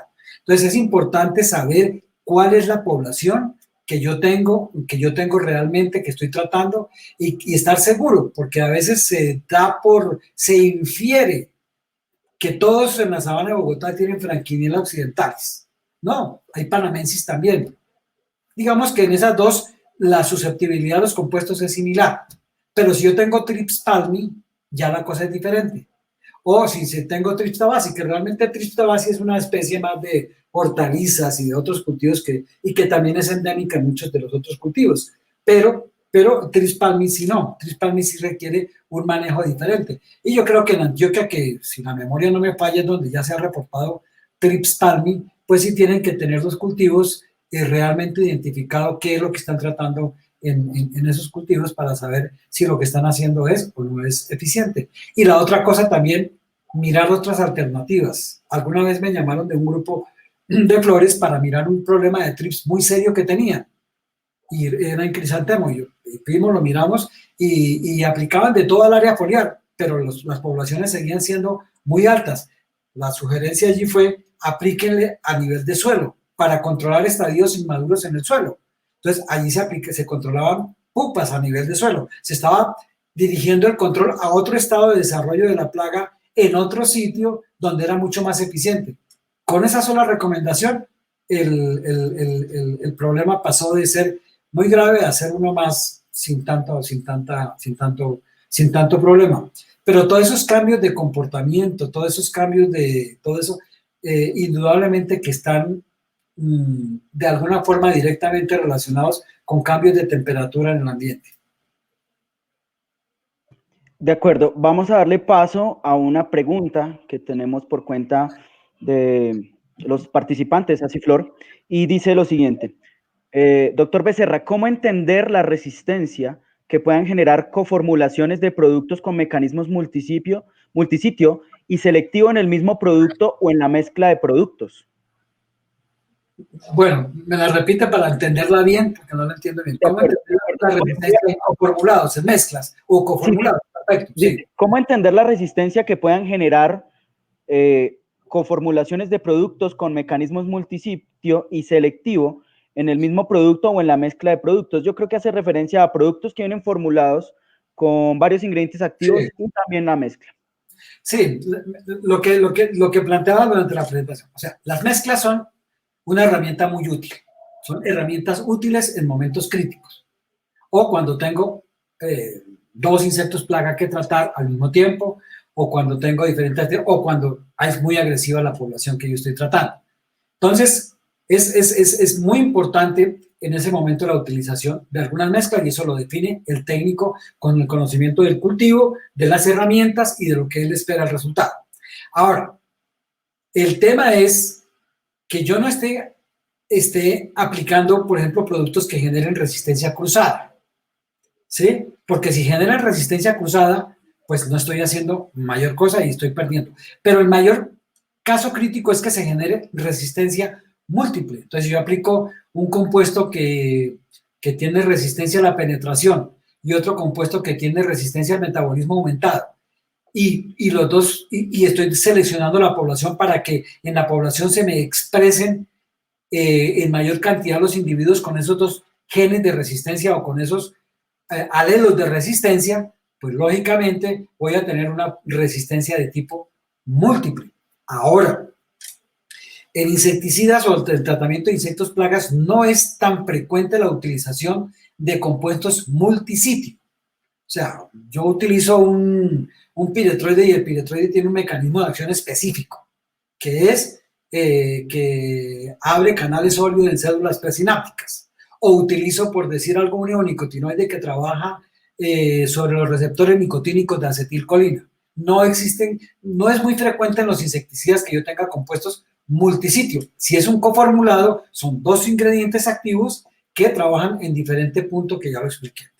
Mientras que en los fungicidas sí hay fungicidas que actúan en multisitio. Por ejemplo, muchos compuestos de tipo preventivo como tipo Mancozeb tienen 7 puntos diferentes donde trabajan. Entonces, se dice que porque como tienen 7 puntos diferentes, entonces el desarrollo de resistencia es menos probable en ese tipo de compuestos. Repito, menos probable, no se elimina. Si yo abuso de ese compuesto, tarde o temprano voy a desarrollar resistencia al compuesto, ¿sí? Entonces, esos productos multisitio en fungicidas tienen menor probabilidad de generar fenómenos de resistencia. Pero si yo abuso, pasa lo mismo que con las mezclas del insecticida, que puedo llevar una población de que la mayoría de sus individuos tengan los genes de susceptibilidad a ir haciendo una resistencia de tipo múltiple. En ambos casos, ¿qué se requiere? Se requiere conocimiento del cultivo, conocimiento de la dinámica poblacional de la plaga y conocimiento de las herramientas que yo estoy utilizando para su control. En otras palabras, esto debe ser, las estrategias deben ser desarrolladas, diseñadas con base en el conocimiento, en un conocimiento que tenga de esos 3 factores: cultivo, plaga y herramienta, para hacer un control eficiente y para preservar la herramienta en el mediano y en el largo plazo. Efraín, yo creo que usted toca un punto muy importante y es el riesgo de la resistencia, haciendo referencia a que a pesar de que la probabilidad es baja o muy baja, no quiere decir que el fenómeno no pueda suceder. Hablando un poco de estas herramientas, de las mezclas, y ahora vamos a hablar un poco de otras herramientas que están en el manejo integral y que se complementan. hay unas mezclas usuales que se vienen trabajando y es el uso, por ejemplo, de extractos vegetales con piretroides, el uso de extractos vegetales con neonicotinoides o en general el uso de combinar bioinsumos con mecanismos y modos de acción más amplios. ¿Qué opinión le merece este tipo de estrategias que empiezan a irse incorporando? ¿Realmente sí estamos reduciendo el riesgo de resistencia incorporando a nuestros manejos integrados en flores el uso de extractos o realmente debería ser otro el enfoque? No, yo creo que yo estoy de acuerdo. O sea, a mí me parece que la utilización de extractos vegetales que sean eficientes en el manejo de insectos plagas de poblaciones es una ayuda valiosísima. ¿Por qué? Porque se está utilizando un insumo que es totalmente diferente a lo que se tiene. O sea, es un insumo que tiene un mecanismo de acción diferente, que tiene, pues obviamente una estructura química radicalmente diferente, que además de eso tiene un impacto ambiental muy bajo, que es lo que se infiere de la utilización de este tipo de herramientas. Y en muchas ocasiones estos extractos vegetales probablemente no tienen el efecto de volteo inmediato que tiene un compuesto de síntesis química. Entonces, si yo cojo lo mejor de los dos mundos y lo utilizo de una forma racional, lo mezclo, lo utilizo, es una muy buena estrategia para bajar la probabilidad de que se genere resistencia. Me parece que entre más herramientas se tengan los productores, los agricultores, los técnicos, muchísimo mejor, porque van a tener la forma de desarrollar mejores programas de control y de manejo de resistencia. No, la utilización del control biológico y de los extractos vegetales y de toda esa serie de insumos me parece que es de una importancia grande para todos, y debe ser estimulada y motivada y debe ser trabajada. Indudablemente que son bienvenidos. Ese es mi criterio. Y aquí aprovecho para hacer un comentario también, y es que usted habla de manejo de la resistencia, que entiendo yo está dentro del gran paquete o el gran concepto de manejo integrado de plagas gigantes, ¿cierto? Que es un concepto muy amplio, y quizás ese manejo de la resistencia empieza a tomar mucha importancia. Hablando de estas moléculas y de estas otras herramientas, ya mencionaba usted el control biológico. También se ha venido incursionando en el uso, por ejemplo, de bioestimulantes, editores, inductores de la resistencia, sí, pero de la planta. ¿Qué papel jugarían estos bioestimulantes, aminoácidos y todo este paquete gigante que va enfocado a generar que la planta resista de alguna otra forma mejor o se defienda mejor del ataque de ácaros, por ejemplo, o de trips? ¿Cómo responden los insectos a esa resistencia? Yo no tengo mucha experiencia, infortunadamente, en esa área con insectos plagas en cultivos de flores. No la tengo. No conozco muchos ejemplos de eso. Pero le voy a colocar un ejemplo de un cultivo diferente. Yo sé que este es un simposio de flores, pero me traigo ejemplos de dentro porque eso nos puede ayudar. Yo la semana pasada tuve la oportunidad de estar visitando la zona de Puerto Gaitán y hacia abajo, todos los cultivos de la altillanura de maíz, y estuve también cerca a Villavicencio. Entonces estuvimos mirando materiales de maíz frente al ataque de diferentes patógenos. Y es claro que se ve que hay algunos materiales que tienen algunas características o que dependen de algunos, o que vienen de unos parentales específicos, y estamos hablando genéticamente, que por ejemplo son muy resistentes al ataque de algunos patógenos, y otros materiales que son de una susceptibilidad impresionante, y solamente está cambiando alguno de los, digamos, la genética de los materiales, ¿sí? Lo que quiere decir es que sí hay un tema muy importante que creo que todavía está muy incipiente en la investigación, y en flores no lo conozco, pero que sí hay algunas, digamos, perfiles genéticos que son mucho más resistentes o tolerantes al ataque, especialmente de patógenos, que es donde más yo lo conozco. En el tema de insectos plaga, yo no estoy muy familiarizado. Sé que hay trabajos donde se están tratando de desarrollar lo que Anderson llama inductores o este tipo de manejos para hacer que la planta se defienda un poco mejor de los ataques de insectos plaga. Sé que desde el punto de vista de fitomejoramiento se ha trabajado mucho en muchas especies de esas. Infortunadamente nosotros en Colombia no hacemos fitomejoramiento en flores. Todas las especies o las variedades o los materiales que se siembran son materiales importados que nos llegan listos para la utilización. Aquí se hace propagación y se distribuyen los materiales, pero aquí no hay fitomejoramiento y en muchos países no hay fitomejoramiento. Eso están en países desarrollados, Holanda y todo eso. Entonces, yo creo que es un tema muy importante, está muy incipiente, no lo conozco a profundidad, pero creo que es algo que sí debería investigarse un poco mejor, porque creo que hay elementos que pueden ayudar mucho a los productores. Hablando de un tema y de una perspectiva también, conociendo algo más de su opinión, ¿qué tan grave es el problema de resistencia de trips y ácaros en la actualidad? O sea, ¿qué tan grave es? Y anexo a eso, en trips y en ácaros, ¿qué tan grave es? Porque yo creo que...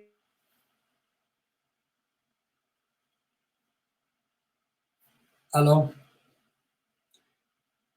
Anderson, no te escucho, se cayó la llamada. Efraín. Sí, ahora sí, ya volviste. De acuerdo. Sí. Perdón. Sí, le comentaba que qué tan grave es ese problema, qué tan grave es el problema de ácaros y trips desde lo que usted conoce en su experiencia para el sector floricultor bajo dos escenarios. El primero es que varios floricultores hace años decían, oiga, este tema de los trips o de los ácaros cada día aparenta ser más grave. Y por otro lado, el tema de los ácaros que usted tiene en su finca parecen ser algo más resistentes que los que yo tengo en mi finca. Entonces, desde esas dos perspectivas, ¿qué tan grave está el tema de ácaros y trips? Mire, nosotros y en la última compañía que yo trabajé tuvimos la oportunidad de hacer un trabajo donde precisamente lo hicimos con Diana Rueda, que es entomóloga de la Universidad Nacional y que ahora estamos los dos aquí en Explora Agrotecnología, mirando el monitoreo de susceptibilidad de algunos compuestos, específicamente de los espinosines de espinosar a diferentes poblaciones de trips, porque esto se tiene que enmarcar dentro de cuando uno habla de resistencia no puede hablar como resistencia para todo y de todo, o sea, no existe la superpoblación que es resistente a todo, ni existe el compuesto que sirve para todo, o sea, todo está enmarcado dentro de unos temas como lo veíamos genéticamente. Entonces, cuando hablamos de resistencia tenemos que definir de qué compuesto y a qué dosis, porque es que yo puedo utilizar una dosis de un compuesto 200 centímetros cúbicos y no funcionar, pero si yo utilizo 2 litros del compuesto, pues genero el 100% de control, entonces se tiene que definir compuesto y dosis. Ese es un tema bien importante para cuando se habla de resistencia. Lo que se está mirando es que hay algunas partes, algunos sectores, y en ese sentido, por ejemplo, se hicieron monitoreos en la sabana de Bogotá y se hicieron monitoreos en Antioquia. La sabana de Bogotá se dividió en la parte sur, en la parte occidental y en la parte norte, digamos, norte, centro y occidente, llamémoslo así, para hacer los monitoreos. Y realmente los resultados es que sí hay diferencia en esas regiones de susceptibilidad de las poblaciones, fundamentalmente de trips. Hay algunos sitios donde todavía se encuentran muy buenos niveles de susceptibilidad y en otros donde ya las dosis se requieren subirlas un poco. Esto se habla en términos de X, donde se están utilizando ya 2, 3X para el mismo control. Lo cual indica que el manejo que se haga en las diferentes regiones es importante.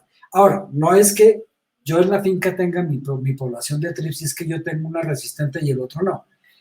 Esto se da regionalmente, por eso se hacen, por ejemplo, monitoreos en la finca de la sabana en la parte norte, porque consideramos que entre esas fincas no debe haber mucha diferencia, ¿sí? No es que yo tengo aquí mi población y usted tiene su población. Afortunadamente, pues las fincas de flores a veces no están tan pegadas. Eso ayudaría un poco a que si yo tengo un buen manejo, no me afecte el mal manejo que pueda tener otra finca. ¿Sí? Por ejemplo, alguna vez nos llamaron a Ecuador a revisar un tema de resistencia de un compuesto. Nos dijeron, mire, ese compuesto lo llevamos aplicando aquí y ya no funciona. Entonces fuimos a revisar y yo les dije, ¿cuál es la frecuencia de aplicación? Dijo, aquí este compuesto lo aplicamos todas las semanas. ¿Y cuánto hace que están aplicando de compuesto todas las semanas para Franquinela Occidental? Dijo, llevamos casi 2 años utilizándolo todas las semanas. Pues dije, pues ahí está el problema. Por favor, no lo utilicen más durante unos 6 meses, por lo menos durante unos 6 meses. Y era una finca que estaba muy aislada de todas las demás fincas. Era un caso específico, concreto, pero que a 10 kilómetros a la redonda no había otra finca. Entonces, ahí sí puede uno decir, esa población específicamente es resistente. Pero si hubieran 5 fincas alrededor, pues yo creo que el problema sería de las 5 fincas que están alrededor. Lo que quiero decir es que los fenómenos de resistencia son regionales porque las poblaciones migran, las poblaciones van y cuando tienen muchos hospederos alternos, como es el caso de Franquinela Occidentalis, pues obviamente van migrando. Los ácaros, y en la tabla que yo les mostré inicialmente, se pudo ver que los ácaros tienen alta probabilidad de desarrollar fenómenos de resistencia. Hoy en día sé que el mercado de flores está cada día pidiendo mejores acaricidas, porque los que hay ya se están quedando cortos en su control. ¿Eso qué significa? Resistencia. Entonces ya uno ve que los floricultores y le dicen a uno, oye, necesitamos el desarrollo de un buen acaricida. Inclusive los acaricidas son productos muy costosos, son buenas acaricidas muy costosos. Son productos que de un alto nivel de costo por litro.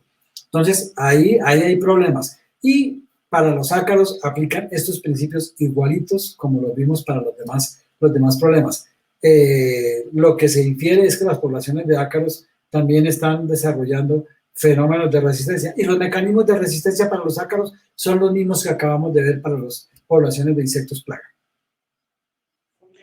Referente a lo que usted en este momento comenta, ¿qué reflexión podría hacer de la velocidad en la cual una compañía desarrolla una molécula que no es de ya para allá, tiene un desarrollo, ¿cierto? Y tarda unos años para que una nueva molécula sea desarrollada. ¿Y qué tan rápido también están saliendo las moléculas del mercado? Entonces es una carrera contra el tiempo entre qué tan rápido se desarrolla la molécula y qué tan rápido se desarrollan las resistencias. ¿Qué reflexión podemos hacer respecto a ese particular? Ese es un muy buen punto, Anderson, un muy buen punto. La industria para la protección de cultivos no está desarrollando moléculas a la velocidad que requiere el mercado. ¿Cuáles fueron el último gran grupo desarrollado? ¿Cuál fue? Neonicotinoides. Y eso de neo ya no es neo, son nicotiroides, porque es que eso se desarrolló hace 15 años, probablemente, no recuerdo, 15 años, pongámoslo. Los espinosines se desarrollaron hace 25 años. Y de ahí para acá, ¿qué se ha venido de nuevo? ¿Qué ha venido de nuevo? Nada. Entonces, no se están desarrollando, digamos que a veces uno consideraría que esas químicas que se han desarrollado ya casi que se pueden considerar como recursos no renovables, porque no hay nada nuevo en el mercado. En insecticidas, en los últimos años, lo único nuevo para chupadores han sido las sulfoxamidas, y pare de contar, no hay nada más que se haya desarrollado. Y le estoy hablando de los últimos 10, 15 años. Entonces, no son renovables. Y la industria que dedica grandes volúmenes de dinero, o grandes cantidades de dinero a la investigación, se está yendo a otras tecnologías, a los materiales transgénicos, al desarrollo de materiales transgénicos. Ahora está el tema del silenciamiento genético, también para el control, y están mirando todas esas otras técnicas, están desarrollando otras cosas. ¿Qué se ha hecho? Están desarrollando otras formulaciones, pero de los mismos activos, se están desarrollando los coformulados, pero con ingredientes activos que ya no son tan nuevos en el mercado. Yo por ahí escuché en estos días que hay un producto nuevo que van a sacar, por ejemplo, que afecta a los órganos cordotonales de los insectos. Los órganos cordotonales son aquellos que le dan el equilibrio y todo a los insectos, ¿sí? Entonces, que los están afectando. Creo que hay una compañía que está próxima a salir con algún compuesto de estos, pero de eso no hay nada nuevo, no hay nada nuevo. Entonces, ese es un punto más crítico, porque no se está desarrollando. Los agricultores y los productores, si se pierden los compuestos por resistencia, no se están reemplazando. Y por eso es que hoy en día vemos el desarrollo de muchas mezclas, de muchos coformulados, porque no hay nada nuevo en el mercado. Es la realidad. Y es que, digamos, en este punto, las compañías, pues realmente también trabajan mucho en las formulaciones, ¿no? Entonces, tienen un ingrediente activo y relanzan su producto o relanzan, pero con una nueva formulación. Pero realmente, esto del cambio en la formulación, pues, si no hay un cambio efectivo en el mecanismo modo de acción, pues realmente no estaríamos como generando un impacto positivo, ¿no? El tema de las formulaciones y el desarrollo de nuevas formulaciones también está dado por el impacto ambiental. Hay formulaciones que no son amigables con el ambiente. Y, por ejemplo, me refiero a concentrados emulsionables, por ejemplo. Los concentrados emulsionables ya salieron de California, allá ya no se pueden utilizar. Y cada día están llegando a esto. Entonces, la industria que se ha ido a desarrollar formulaciones que sean más eficientes. Ahora, los concentrados emulsionables tienen un impacto ambiental negativo porque tienen solventes orgánicos derivados del petróleo. Y eso es lo que la industria, el ambiente y las empresas que están dedicadas a esto, pues no quieren ese tipo de compuestos porque definitivamente pues tienen un impacto negativo sobre el ambiente. Entonces están yendo a otras formulaciones cuyo mayor ingrediente, por ejemplo, es agua. El tema de las suspensiones concentradas, el tema de las microemulsiones, en donde están eliminando la mayor cantidad de solvente orgánico y le están colocando más agua u otro tipo de solventes que no tienen ese impacto que tienen los solventes orgánicos. Entonces, el tema de desarrollo de formulaciones también está siendo dirigido a desarrollar formulaciones que tengan un menor impacto sobre el ambiente. Y ese es un tema que les ha generado bastante investigación, porque los concentrados emulsionables son formulaciones negativas con el ambiente, pero muy eficientes en su desempeño. Las que están siendo desarrolladas ahora son muchísimo más amigables con el ambiente, pero no son tan eficientes como la otra. Entonces, ahí se han venido trabajando y se han venido desarrollando algunas otras como por ejemplo, las suspensiones concentradas, las microemulsiones, las WG, bueno, muchas de esas otras formulaciones que están, pero que son mucho más costosas que un concentrado emulsionable. Efraín, si quisiéramos hacer una reflexión sobre lo que se viene a futuro de esta problemática de resistencia, teniendo 3 actores, y vamos a mandar un mensaje a 3 actores. El primer actor son los productores y agricultores. ¿Qué mensaje les podemos dejar a los productores de flores sobre esta problemática de resistencia y las tendencias a futuro? Yo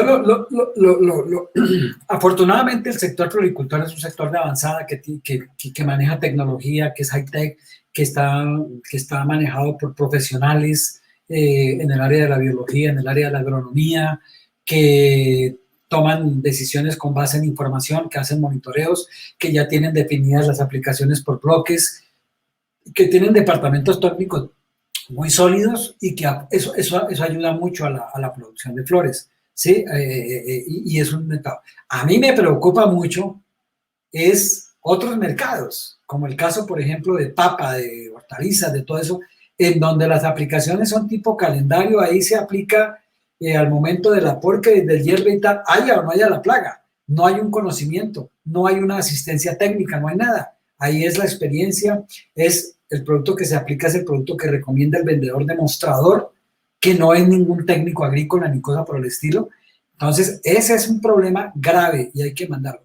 A los floricultores, a los técnicos, a los productores, pues simplemente continuar investigando, continuar desarrollando estrategias para el manejo de resistencia con base en el conocimiento, capacitar a sus técnicos en esto, generar la conciencia de que se tiene que preservar las herramientas que se tienen, porque no hay nuevas herramientas. Si se pierde una herramienta, el productor va a perder también una alternativa. Y eso finalmente, ¿en qué se traduce?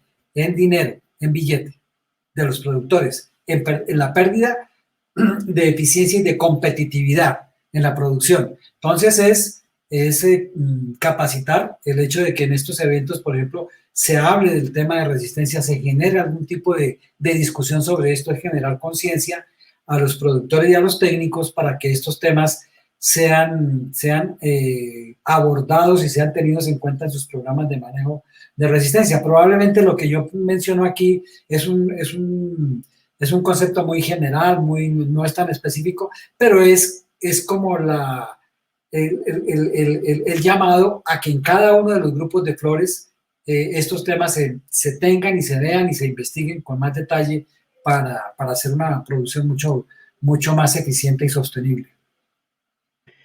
El segundo actor, en la misma pregunta, porque Ciflor pues es muy diverso, Efraín, y aquí nos acompañan tanto técnicos productores como también estudiantes de últimos semestres de la ingeniería agronómica o estudiantes que recién también están en sus posgrados desarrollando a nivel científico este tema.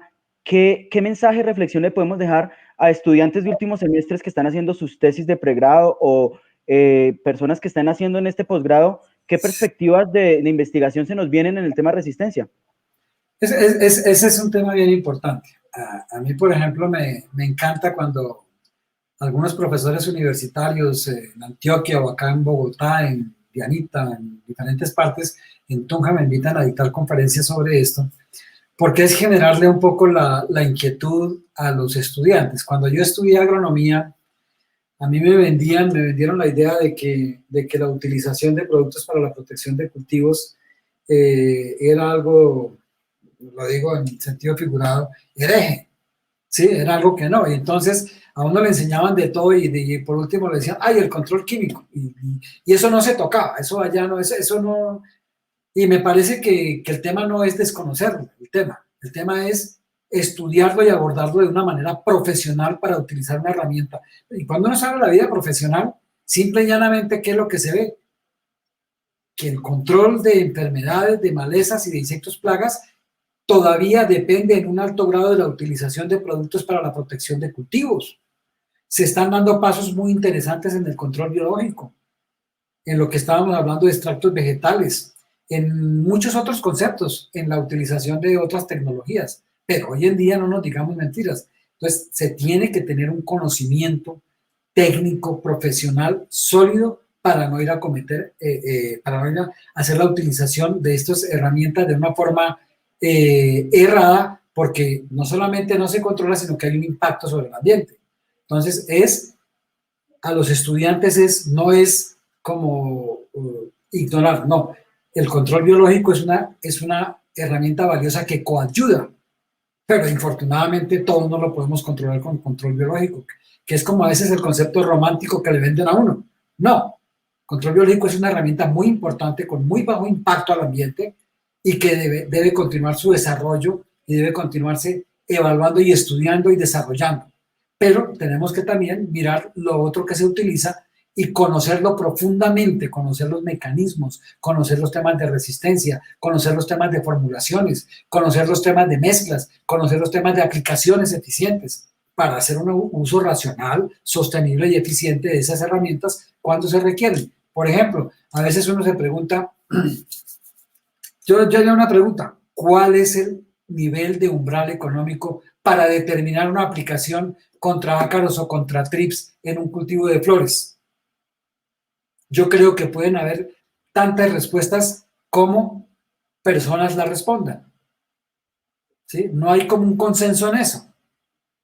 Entonces realmente conozcamos bien esas herramientas y en qué momento se aplican y en qué momento no las debo utilizar y en qué momento me viene bien la utilización, por ejemplo, de un entomopatógeno o de un ácaro predador para controlar algunas poblaciones de insectos plagas. Y cuando ya las poblaciones se me incrementan de ciertos niveles, yo recurro a la utilización de estas herramientas. Eso es como sería lo esto. Pero todo eso está basado en ¿qué? En el conocimiento. Conocimiento. Efraín, y un último actor ya para finalizar y aprovechando que pues más de 30 años en el sector trabajando con industrias privadas, en este caso productores de plaguicidas y grandes empresas multinacionales y nacionales.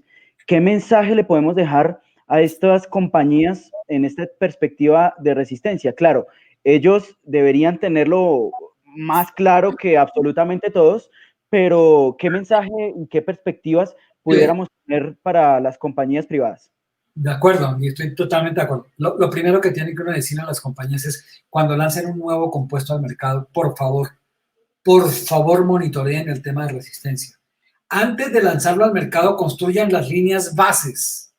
Construyan las líneas bases. Si yo voy a lanzar un producto el año entrante al mercado, este año tengo que construir las líneas bases para que como compañía yo pueda monitorear de una forma eficiente y confiable cómo está siendo la eficacia de mi compuesto en el mercado. Si realmente la pendiente se conserva año a año, si la pendiente se está perdiendo, se está inclinando, o si las poblaciones están requiriendo o el mercado me está subiendo la dosis realmente con trabajos que yo pueda hacer en ese momento, pero tengo que tener contra qué compararlos. Si yo tengo contra qué compararlos, yo digo miércoles, aquí hay un problema, aquí no hay un problema, aquí tengo que tomar un correctivo, aquí no tengo. Pero si yo no tengo esa información previa y solamente me aparezco cuando ya el problema está creado, yo lo que voy es a apagar un incendio. Y ahí, pues ahí la situación ya va a ser más crítica. Y entonces probablemente lo que va a hacer es que el compuesto se muera en el mercado. O sea, que vaya a salir porque porque si el producto no funciona, pues simplemente no hay producto y no lo van a aplicar. Entonces, el mensaje para las compañías es que tomen este tema del manejo de susceptibilidad, tolerancia y resistencia de una forma más técnica y que antes de lanzar sus compuestos al mercado desarrollen las líneas base, que es lo que les va a permitir más adelante saber si su compuesto está siendo eficiente y si está perdiendo o no está perdiendo eficacia en el mercado. Efraín, muchísimas gracias por participar en Ciflor 2020. Realmente ha sido una ponencia muy, muy interesante, un tema muy, muy importante en el sector. No sé si quisiera hacer una consideración final antes de cerrar la ponencia. No, me parece, primero que todo, pues repito lo que mencioné al comienzo, a todo el grupo humano de Ceniflores, a usted, Anderson, por la invitación a participar en este evento, a Andrés también, muchísimas gracias. Me parece que son foros en los cuales debemos generar este tipo de discusiones que creo que son de utilidad para los productores. Me parece muy importante este tipo de eventos como Ciflor. Agradecerles y acá en nosotros, en mi caso como profesional en estas áreas de productos para la protección de cultivos y desde Explora Biotecnología estamos abiertos a ustedes o a cualquiera de las personas que nos quieran preguntar o seguir abordando sobre estos temas. Estamos abiertos a generar discusiones, foros, lo que ustedes quieran. Estamos totalmente abiertos, estamos a la orden. Pues bueno, Anderson, nosotros ya nos hemos visto en diferentes escenarios y con mucho gusto seguimos generando esto. Un agradecimiento, repito, a Ceniflores, a Socolflores y con mucho gusto. Mi correo creo que usted lo tiene o está ahí en mi perfil. Entonces, cualquier información, cualquier cosa, cualquier discusión o trabajo que quieran, con mucho gusto estamos para apoyarlos. Ceniflores reitera el abrir la puerta a que más proyectos de investigación y de innovación se den en las múltiples áreas de la floricultura. Y pues como dijo Efraín, ya nos habíamos visto en múltiples escenarios y seguramente que nos vamos a seguir viendo en todos estos escenarios porque estamos en lo mismo todo el tiempo, ¿no? Exacto, así es, así estamos, sí. Bueno, Efraín, muchísimas gracias. Los invitamos entonces, ya para cerrar, y a todos, muchas gracias por su presencia en Ciflor 2020. Los invitamos mañana a una charla muy interesante titulada Avances en la investigación en TRIPS, por cuenta de invitados internacionales a las 4:30. Vamos a proyectar en pantalla la programación del día de mañana. Tengan ustedes un feliz día y no olviden seguir todos los detalles de Ciflor a través de la página web. Muchas gracias.